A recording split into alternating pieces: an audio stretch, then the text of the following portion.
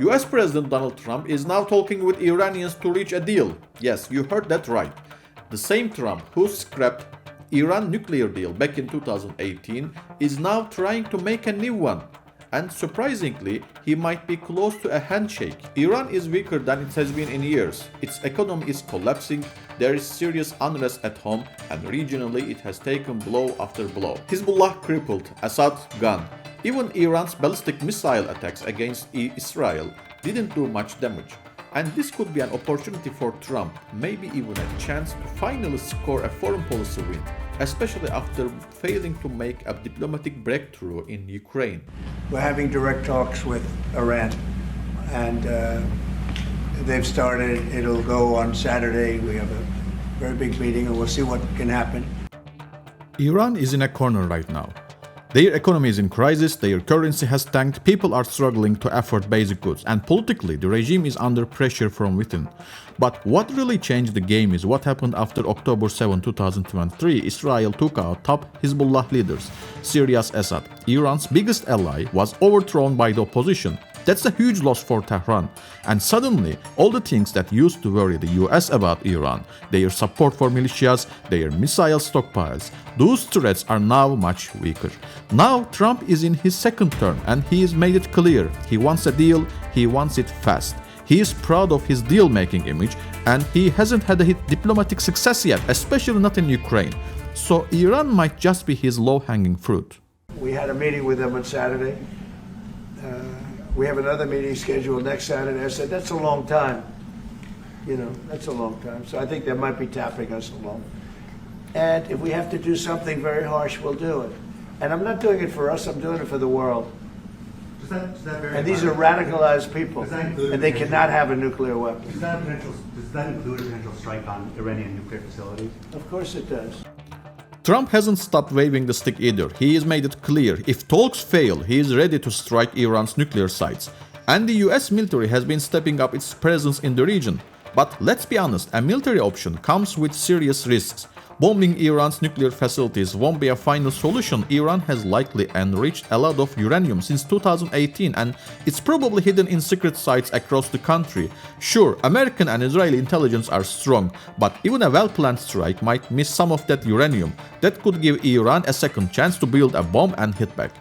And it's not just about the material. Iran has a lot of nuclear scientists. Even if all known facilities were destroyed, those scientists could rebuild the program fast. Then there is the regional backlash. Saudi Arabia, the UAE and Qatar all oppose military action because they would likely be Iran's first targets.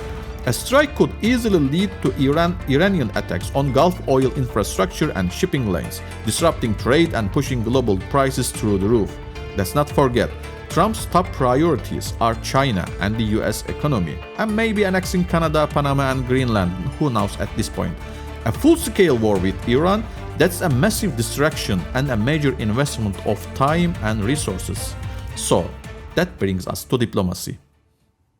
Iran has to get rid of the concept of a nuclear weapon. They cannot have a nuclear weapon. He can't have a nuclear weapon.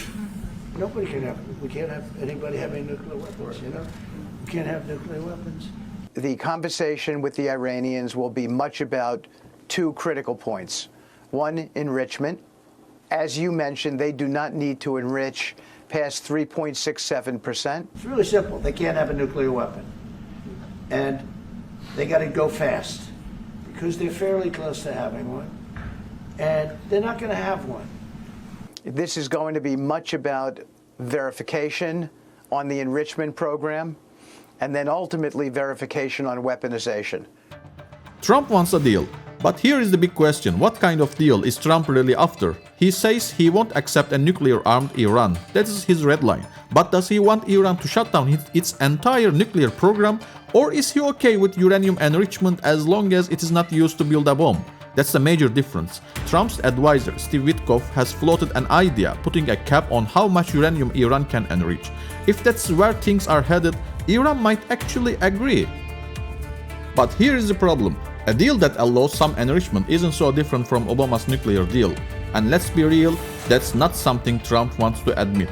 However, if Trump pushes for a total shutdown, no enrichment, no program at all, Iran will walk away. And then what? More tension, more threats, and maybe even war. So, where does this all go? If Trump plays it smart, keeps the focus on stopping weaponization, not the whole program, a deal might actually happen. And for Trump, that will be a much needed win. But if Trump insists on shutting down whole Iranian nuclear program, Tehran could walk away. And this could lead us to another round of chaos in the Middle East. Trump wants to give diplomacy a shot, but he is not looking for a long, drawn-out talks. He wants quick results. A deal could give Iranian regime a chance to recover and regroup both at home and in the region. But if the negotiations fail, a military strike could shake the regime even more and maybe even bring it down.